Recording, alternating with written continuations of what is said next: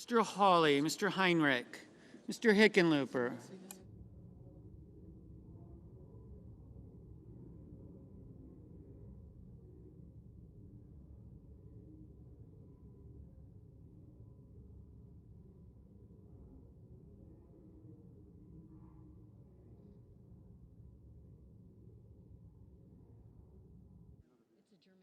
Mr. Rono, Mr. Hoven, Mrs. Hyde-Smith, Mr. Johnson.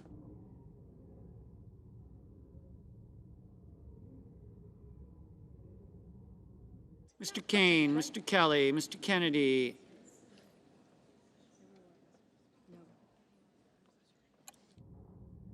Mr. King, Ms. Klobuchar,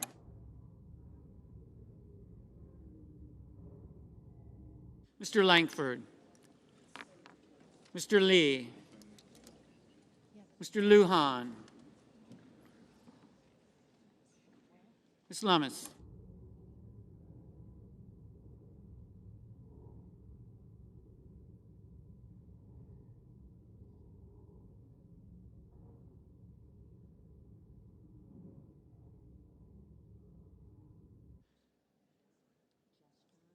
Mr. Manchin, Mr. Markey, Mr. Marshall, Mr. McConnell, Mr. Menendez, No. No, I mean, I realize it's completely. Mr. Merkley,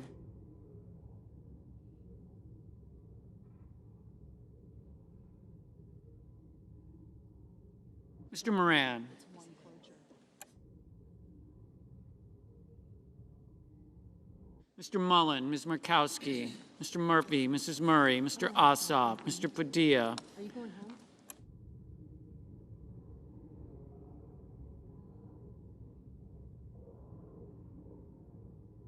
Mr. Paul, Mr. Peters, Mr. Reed, Mr. Ricketts, Mr. Risch, Mr. Romney, Ms. Rosen, Mr. Rounds, Mr. Rubio, Mr. Sanders,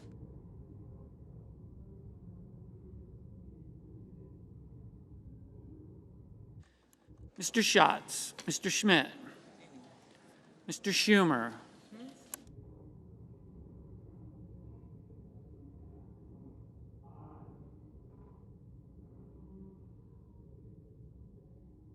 Mr. Scott of Florida,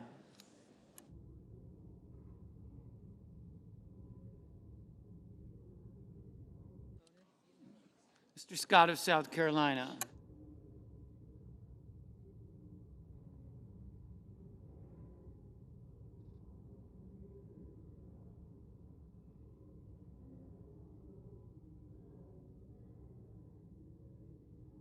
Mrs. Shaheen, Ms. Sinema, Ms. Smith, Ms. Stabenow, Mr. Sullivan,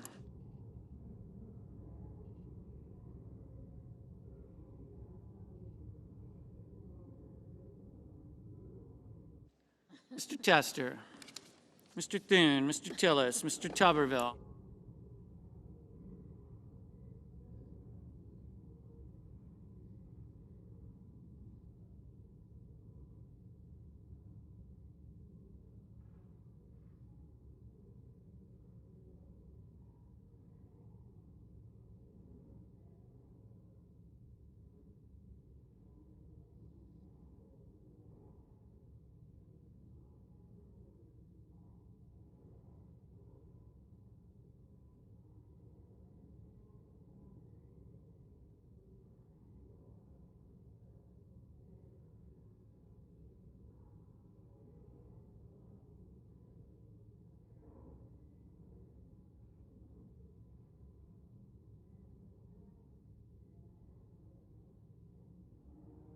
Mr. Tuberville, Mr. Van Hollen, Mr. Vance,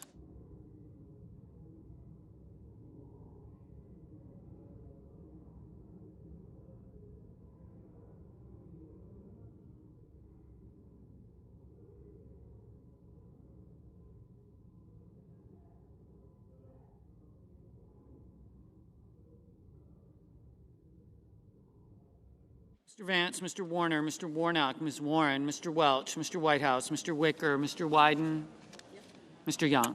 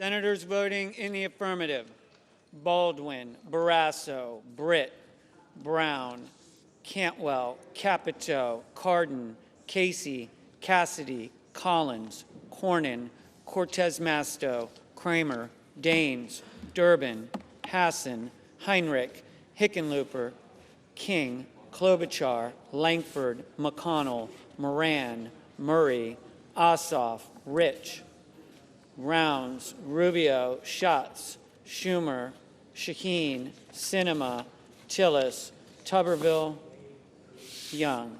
Senators voting in the negative: Braun, Paul. Mr. Padilla, aye.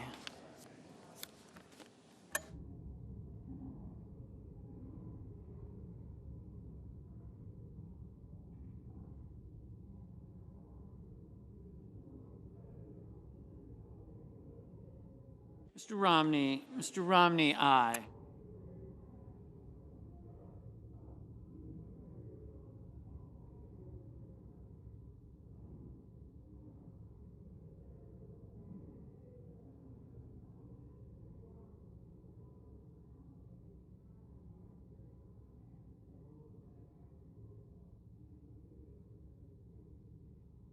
Mr. Whitehouse, aye. Mr. Grassley, aye. Ms. Smith, aye. Mr. Warner, aye. Mr. Reed, aye. Mr. Coons, aye. Mr. Tester, aye.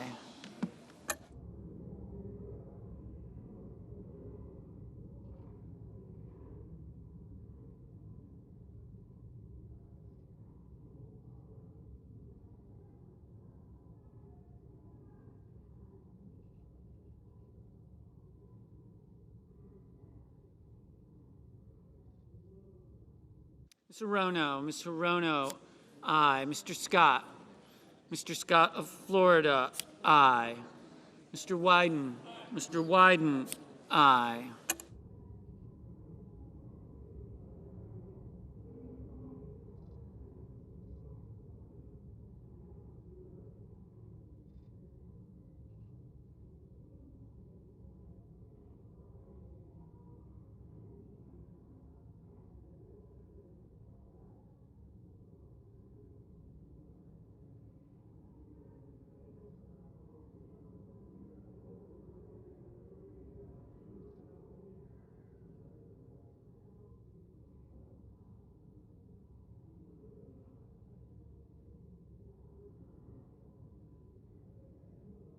Mr. Fetterman, aye.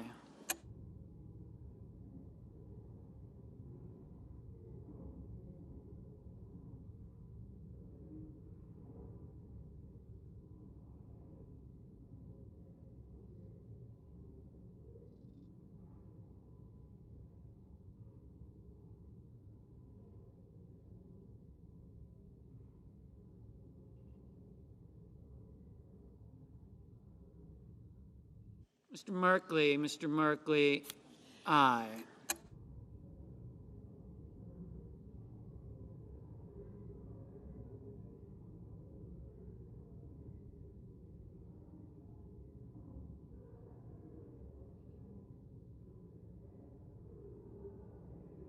Mr. Hoven, aye.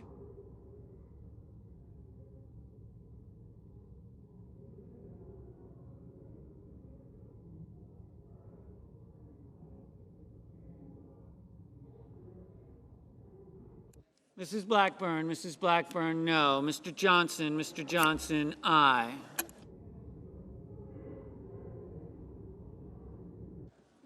Mr. Blumenthal, aye.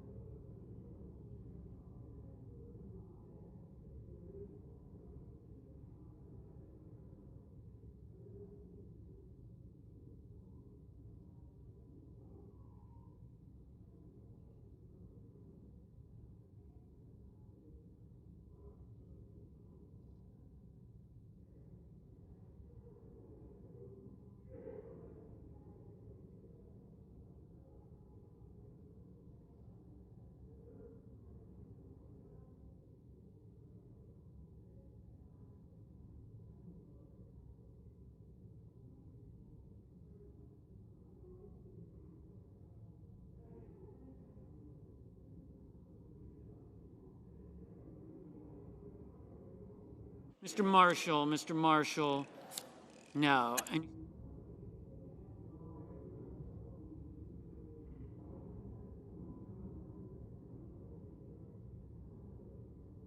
Mr. Graham, aye. Sorry, don't move back.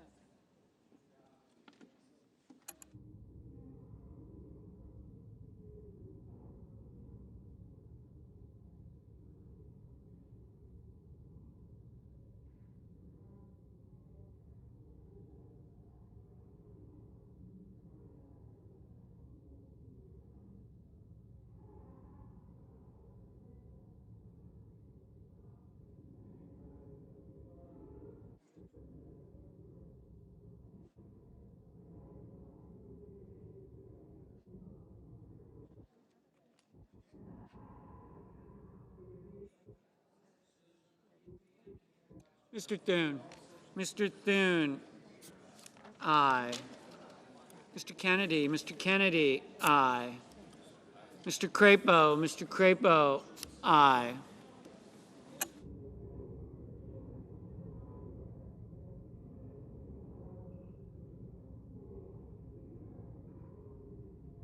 Mr.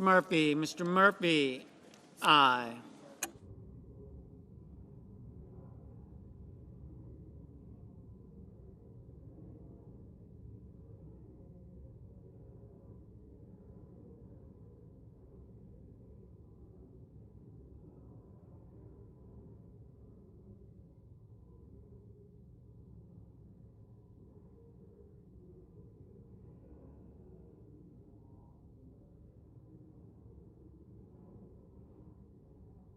Mr. Schmidt, no.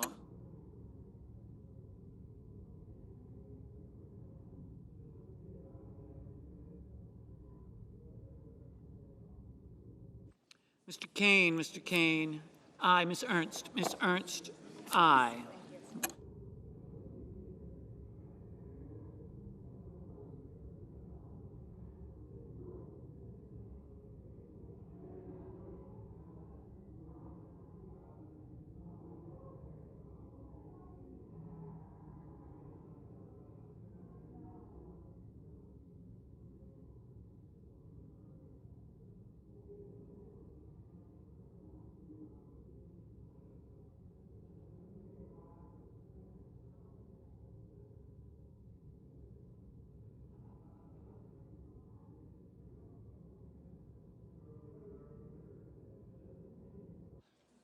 Ms. Warren, aye. Mr. Kelly, Are you kidding? aye.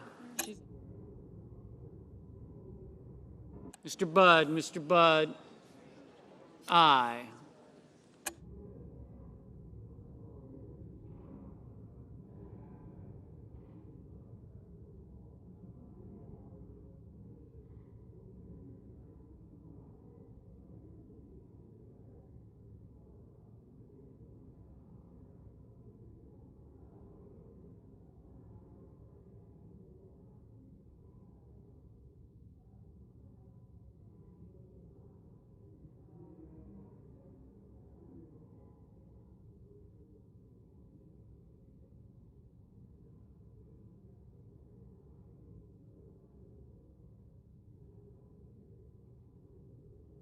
Mr. Manchin, aye.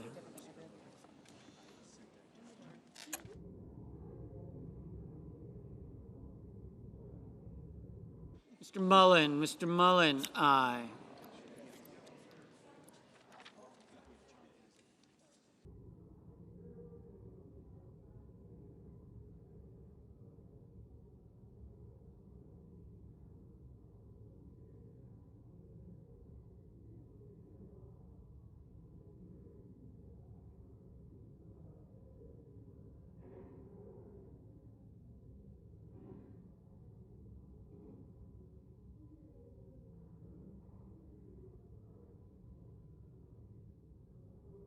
Mrs. Fisher, aye. Mrs. Gillibrand, aye. Mr. Markey, Mr. Markey, aye. Mr. Warnock, Mr. Warnock, aye.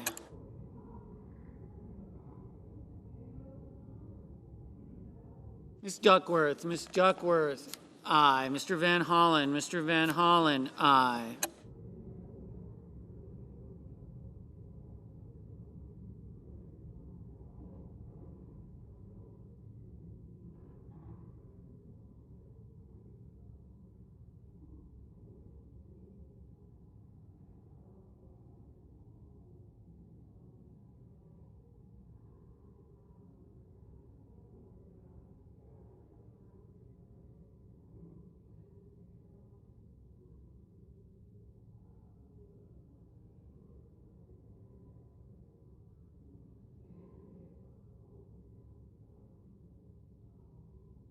Mr. Hawley, Mr. Hawley.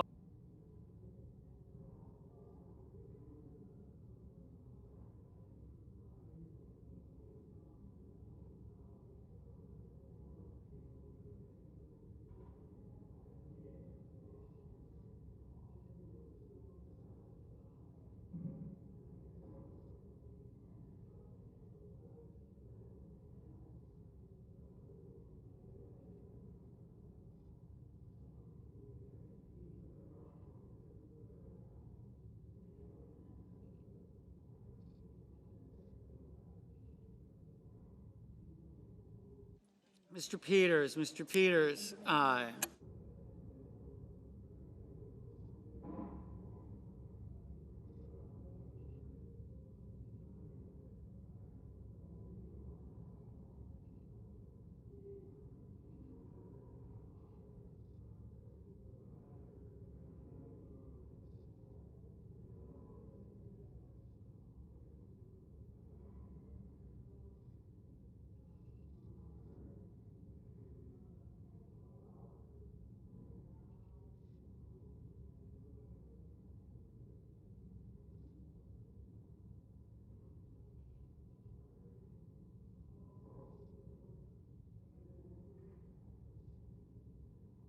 Ms. Rosen, aye.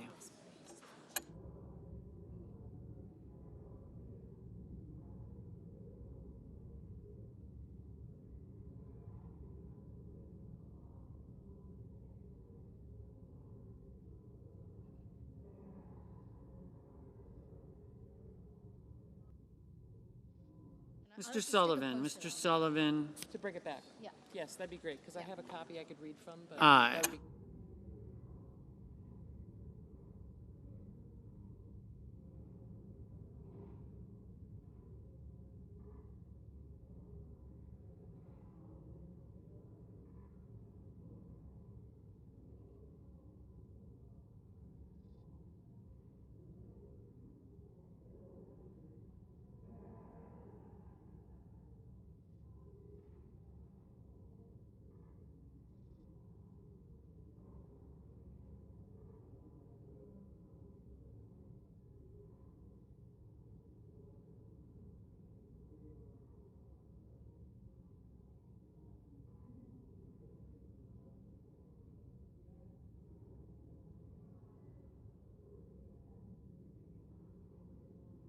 Mr. Vance, no.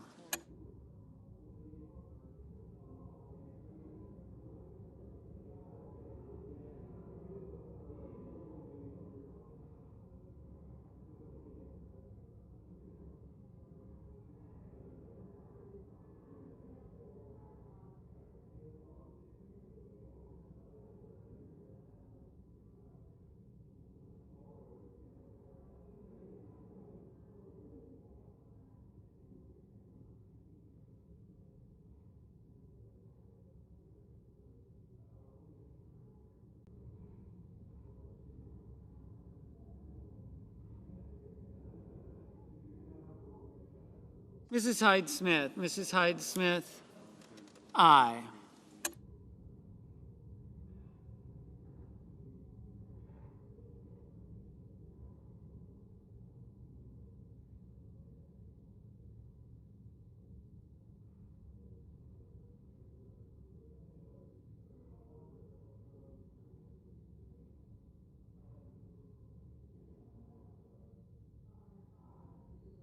Ms. Lummis. Ms. Lummis. Aye. 390. Mr. Booker. Mr. Booker. Aye.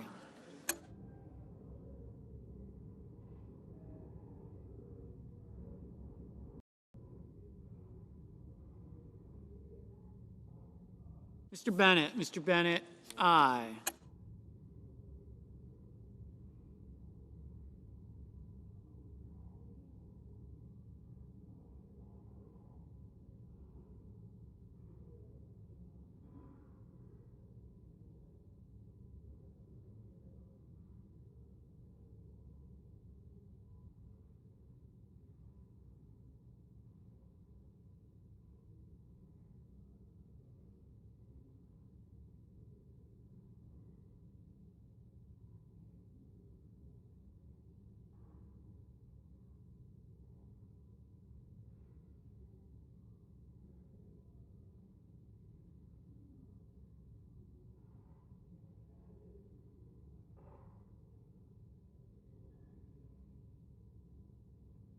Mr. Welch. Mr. Welch. Aye.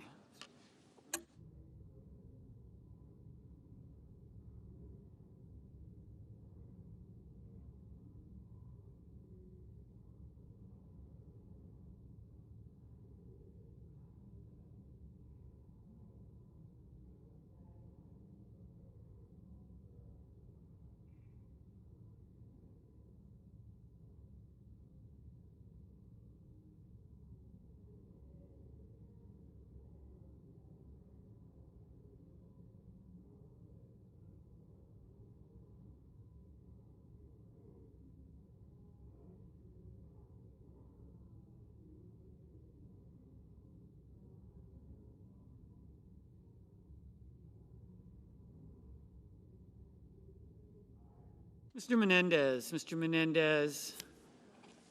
Aye.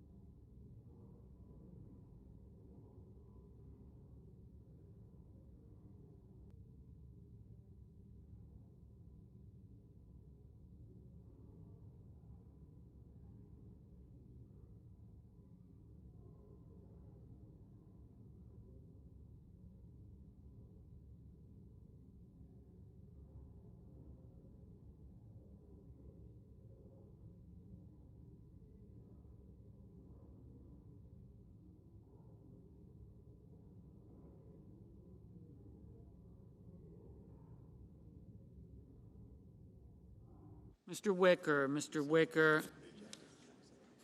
Aye.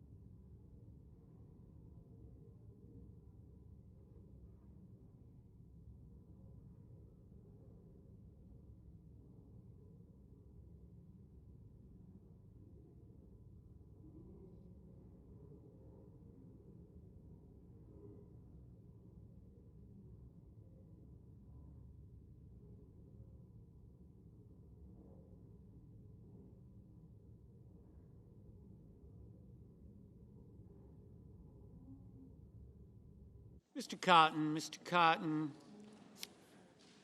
Aye. Mr. Bozeman, Mr. Bozeman. Aye.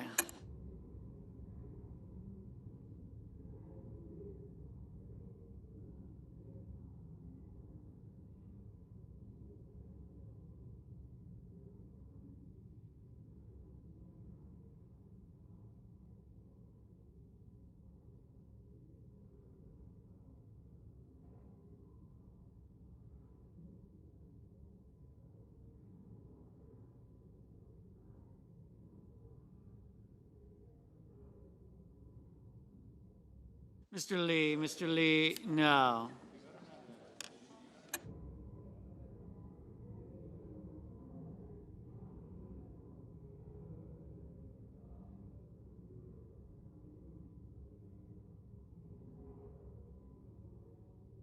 Ms. Murkowski, Ms. Murkowski, aye.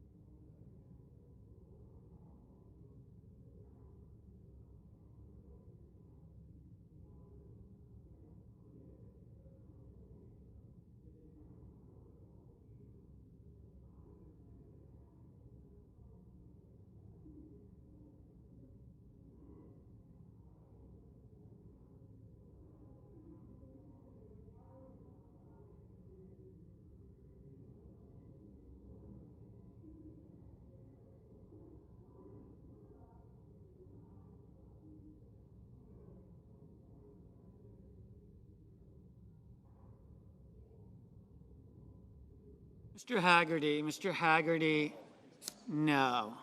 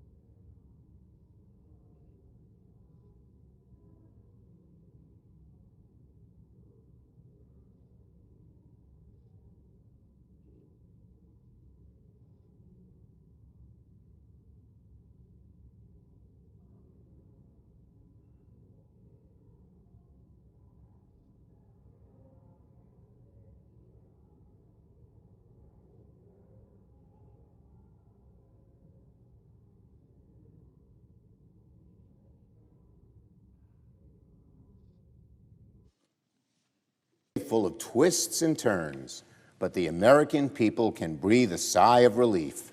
There will be no government shutdown. Democrats have said from the start that the only solution for avoiding a shutdown is bipartisanship, and we're glad that Speaker McCarthy has finally heeded our message. In the end, more Democrats supported this bill in the House than Republicans, proving bipartisanship was the best answer all along. I want to thank my colleagues here in the Senate, especially our appropriators, yourself, Madam President, Susan Collins, and Leader McConnell. Our bipartisan work in the Senate set the tone for the bill we're about to pass. Our bipartisanship made this possible and showed the House that they had to act. We will keep the government open for 45 days with a clean CR at current funding levels. And we avoided all of the extreme, nasty, and harmful cuts MAGA Republicans wanted. No 30% cuts across the board. No 30% cuts to things like health care, to the Social Security Administration, to the nutrition programs for kids. Full reauthorization of the FAA until December 31st. And the poison pill amendments, of which there were scores, MAGA-inspired riders, were all removed from the bill. After trying to take our government hostage, MAGA Republicans won nothing. So one more time, it is good Speaker McCarthy have failed, bipartisanship has prevailed, and both parties have come together to avert a shutdown. Once again, thank you to Leader McConnell, Appropriations Chair Patty Murray, Vice Chair Susan Collins, and members on both sides of the aisle who came together. Today's CR would not have been possible without the Senate's good work. The Senate showed that bipartisanship was the only way, and the same will be true again in 45 days. I yield the floor. I do not yet yield the floor.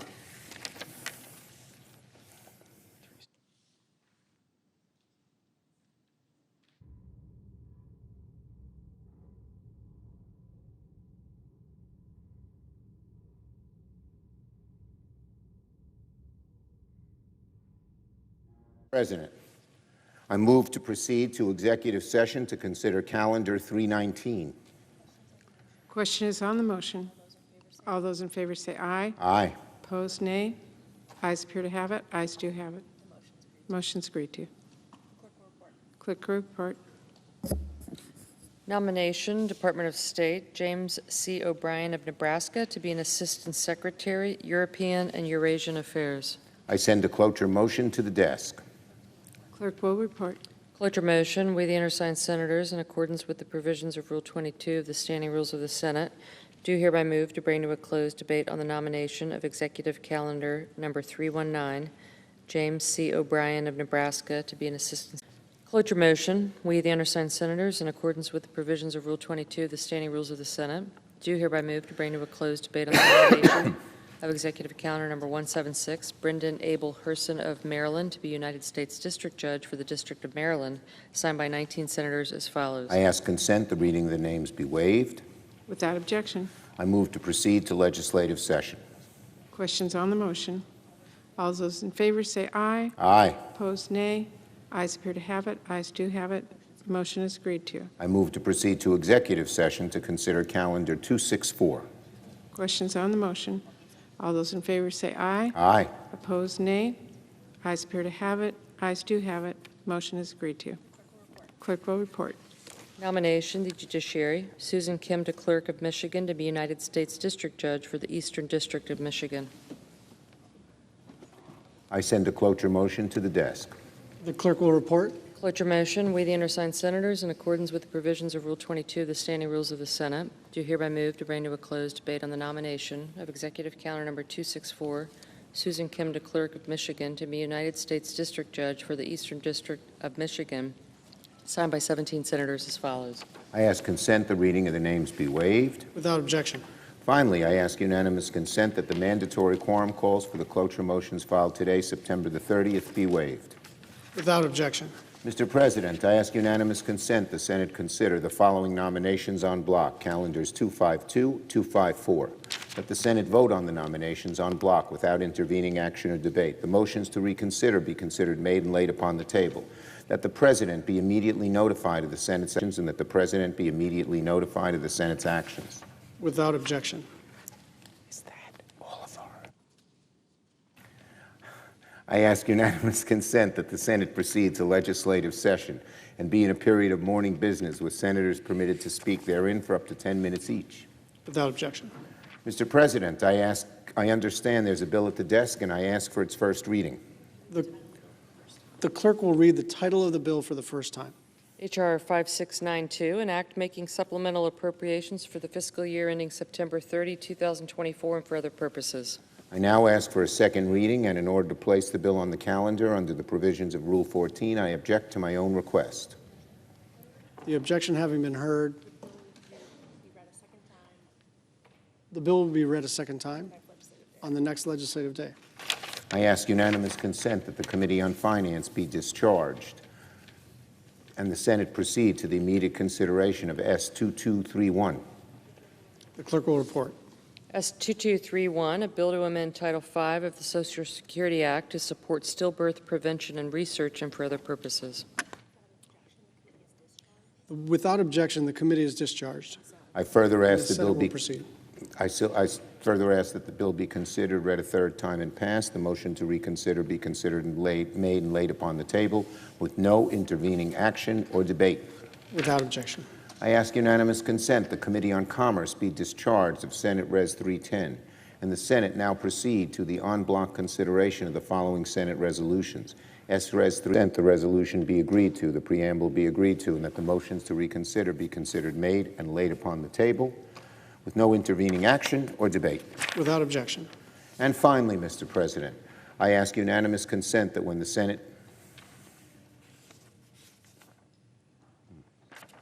two of them. Mr. President, I ask unanimous consent that when the Senate completes its business today, it stand adjourned under the previous provisions of S-Res 393 until 3 p.m. on Tuesday, October 3rd. That following the prayer and pledge, the Journal of Proceedings be approved to date, the morning hour be deemed expired, the time for the two leaders be reserved for their use later in the day, and morning business be closed. That upon the conclusion of morning business, the Senate proceed to executive session, resume consideration of the O'Brien nomination. Further, that the cloture motions filed during today's session ripen at 5:30 p.m. on Tuesday. Without objection. If there's no further business to come before the Senate, I ask that it stand adjourned under the previous order, following the remarks of Chairman Murray. Without objection. Good job. President Pro Tem. Mr. President, I've been down here all week saying again and again, the only way that we're going to avoid a shutdown is a CR that can get bipartisan support to quickly pass the House and Senate. And we've been working nonstop to pass that common sense bipartisan CR that I put together with my colleagues across the aisle. But tonight we had a bill from the House that passed in a bipartisan way with nearly every House Democrat voting in support. And I'm now glad the Senate has been able to pass it as well and get it to the President's desk for his signature. This bill does not contain the devastating, but it is certainly good to see that some House Republicans have, at the least, for this moment, given up the fruitless and cruel cuts they were demanding just yesterday. It's good to see some of those members coming to their senses. But we also have to be clear about where this bill falls seriously short, why we found ourselves in this moment, and how House Republicans' recklessness has caused so much unnecessary chaos. Because let's be clear, there is a lot of work left to do now that we've passed this bill. First, we have to absolutely do more to support our allies in Ukraine. Dictators across the world are watching. Will we stand with democracy? I say yes. The Senate absolutely will stand with our friends in Ukraine as they continue to defend themselves against Putin's brutal invasion. Because continuing to support Ukraine is not just about addressing a humanitarian crisis, it is also about our own national security and what kind of world we want to live in. It is in America's national security interest to send a strong message to dictators like Putin that they cannot just invade a sovereign nation and steamroll democracy wherever and whenever they want. And let's make sure we are crystal clear about this. There are strong, bipartisan supermajorities in both chambers have shown that they understood that. Just a few days ago, support for Ukraine got over 330 votes in the House. 3 in 4 House members. The U.S. does not abandon its allies, and the U.S. will not give Putin a free pass to continue his brutal war of aggression. I need to make it clear, we are sticking with our allies in Ukraine, and we're not letting. I'm positive you are hearing from your constituents on this.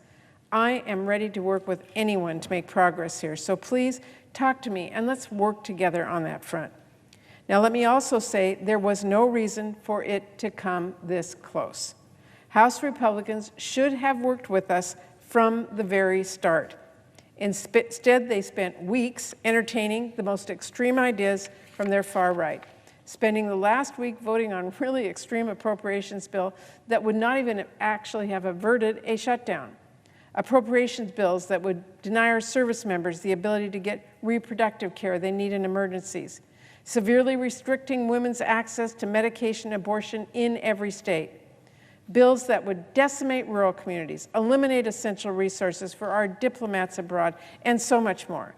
And then, just yesterday, they proposed an across-the-board 30% cut to virtually all domestic spending. They wanted to gut funding come Monday for childcare, support for K-12 schools, law enforcement, heating assistance for families on tight budgets, air traffic controllers, life-saving cancer research, much more. Even that proposal, apparently, wasn't enough for the most extreme members of the House Republican Conference, and it went down in flames. But let's not forget, and I know the American people won't, that the vast majority of House Republicans voted just yesterday to gut programs families count on, programs that keep all of us safe, by 30%. Needless to say, I am glad to see some of them have, at least for the moment, abandoned those cruel efforts to slash funding for families with no rhyme or reason. Now, as we look ahead, I urge my back here in a few weeks. On that note, we need to get moving to the military construction, Veterans Affairs, THUD, and Ag appropriations minibus that a few of my colleagues, very few of them, have been blocking. I hope both leaders will facilitate the Vice Chair and I getting back to work on those bills in the next few days. And as we pass short-term CR, we need to make progress to begin conferencing our spending bills with the House to avoid another CR or an omnibus at the end of this year, which I know my colleagues are focused on avoiding. And if we're going to get any of that done, it has to be bipartisan. It is going to involve us being serious and focused on getting our job done to have real results for American people. If there is one lesson for House Republicans to take from the absolute chaos they have caused this past week, it is that partisanship is not a path forward, it's a path to chaos. The only way to avoid a shutdown, the only way to get things done, especially in a divided Congress, is to sit down with the other side and do the hard work of negotiating, talking to one another, not to cave to the most extreme members of your caucus or go back on your word. I think most of us have known that from the start. Apparently, Speaker McCarthy needed to learn that lesson the hard way. Now it's time for him to show he has truly learned it. I urge him not to retreat back to a partisan corner, not to push for extreme partisan spending bills that go back on the deal he made just a few months ago. If you follow the most extreme members of your party and go down that same partisan path, they're going to lead you to the same dead end. The American people need us to move forward. They need us to work together. The senior senator from Maine and I have 12 bipartisan bills in the Senate.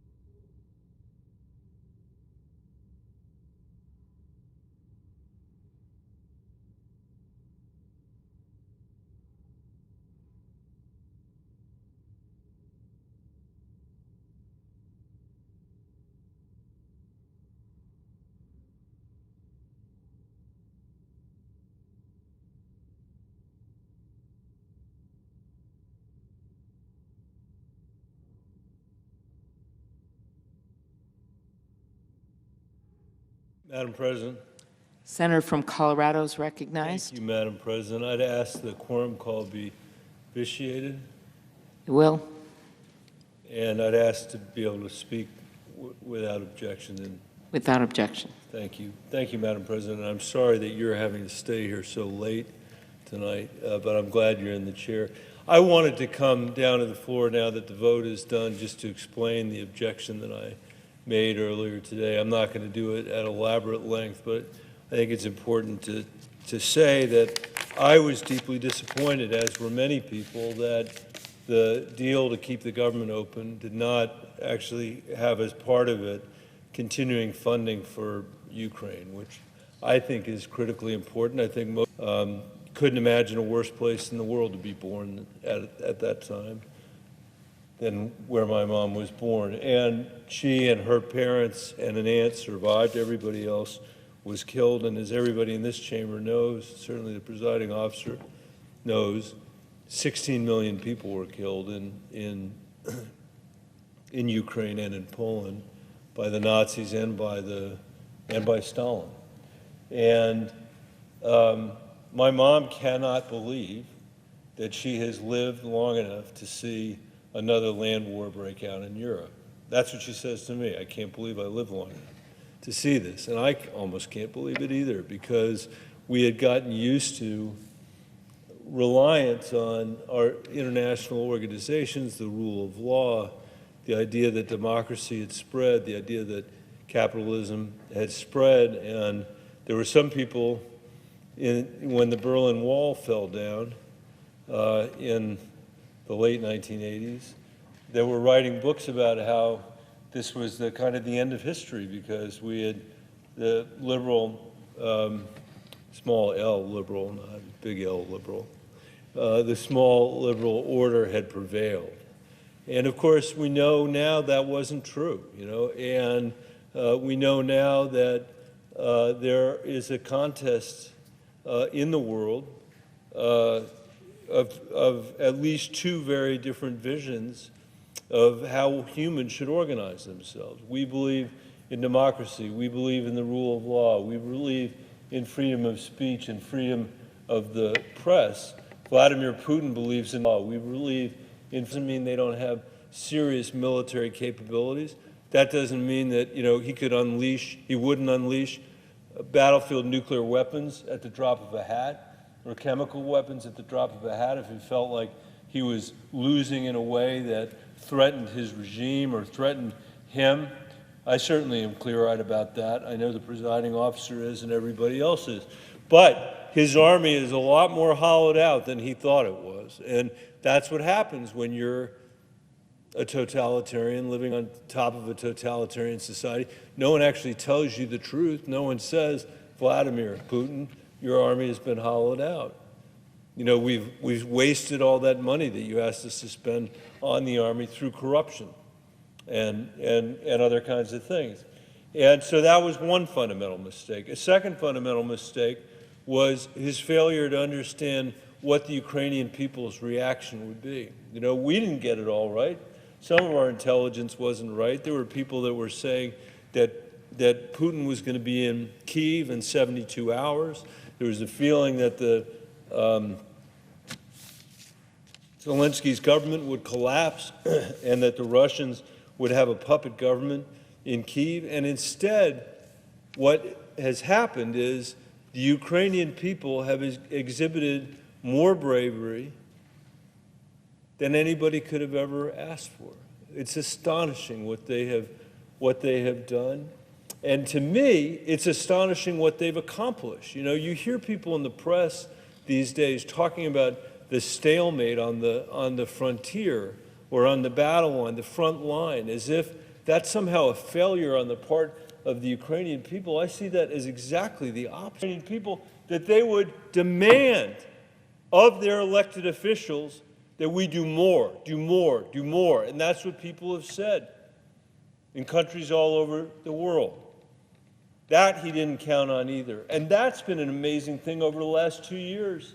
After we had a president here who cast a lot of doubt on whether NATO was even something important, or whether the rule of law was something important, or whether the U.S. following through on our commitments was even something important, and we've shown that none of that is true. And NATO is stronger today than it's ever been. The transatlantic alliance is stronger today than it has ever been. We have allies from Europe to Asia who understand what the importance of this fight is. They know that this is not just a fight for Ukraine. They know the Ukrainians aren't just fighting for Ukraine, although that's an important fight. That's an important battle. They know this is a fight for democracy. This is a fight for the free world. And there is no way that this fight would have been as successful as it has been without U.S. assistance, without U.S. intelligence. This is one where the good guys have come together in a way that's really meaningful and in a way that the tyrants in this world, I think, were not expecting. And our intelligence community certainly thinks that Xi Jinping is now having to think twice and 3 times and 4 times about whether or not he's going to, where you didn't need a microphone in the old days and humans were talking to humans. People showed up to have these debates and have these conversations, and here we were, 100 humans who were in the Senate, who happen to be in the Senate today. And here's this guy, President Zelensky, who, until 3 years ago or so, or 4 years ago maybe, was an actor in his home country, in Ukraine, and who ran for office almost as a lark because there was so much corruption that he felt like he had an obligation as a citizen to run for president, to try to overcome that corruption. And then something happened that he probably didn't think was going to happen, which is Putin invaded Ukraine, and the entire weight of the world dropped on on President Zelensky's head. Just a human being, one human being, not the tallest guy I've ever seen, not the strongest guy I've ever seen, a pretty regular person standing there in his fatigues, and the entire weight of the world is on his shoulders.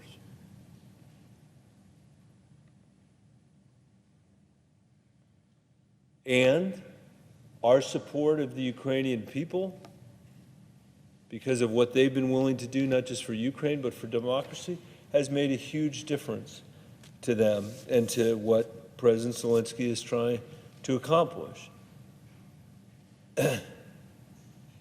And tonight, I did object earlier because I was worried that I thought it was important for us to make sure we sent a clear message that we're not leaving Washington here, our political disputes here, to keep us from delivering the aid that Ukraine needs. We can't do it. And I think there are probably some people who thought when we left today that's what we were doing. I thought it was important for the leadership of the Senate to put out a statement tonight, Senator Schumer and Senator McConnell and several others on each side of the aisle, underscoring that we are going to spend the next 45 days working together to pass a robust Ukraine aid package. And I think that's vitally important. And I hope in a small way, hopefully, we all had the chance today to think again about how important this is, how important our leadership is, how important our presence here as human beings is. We're not going to get another chance at this, I suspect, Madam President. I suspect that we're going to have one chance, and that chance is going to be 45 days from now. And this chamber, just like President Zelensky has done, just like the Ukrainian people have done, he said, in fact, that we're giving our lives. All we're asking you for is your money. He's right about that. They are giving our lives. And I think that if we had entered this war or watched this war happen starting 2 years ago, and we had not supported the Ukrainian people in the way that we have, the world wouldn't have supported them.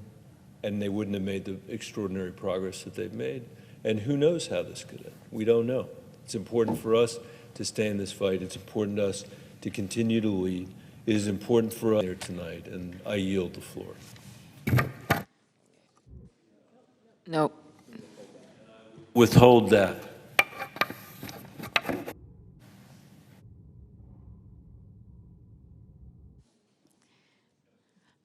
Under the previous order and pursuant to S-Res 393, the Senate stands adjourned until 3 p.m. on Tuesday, October 3rd, 2023, and does so as a further mark of respect to the late Duncan McLaughlin Locke Faircloth, former senator from the state of North Carolina.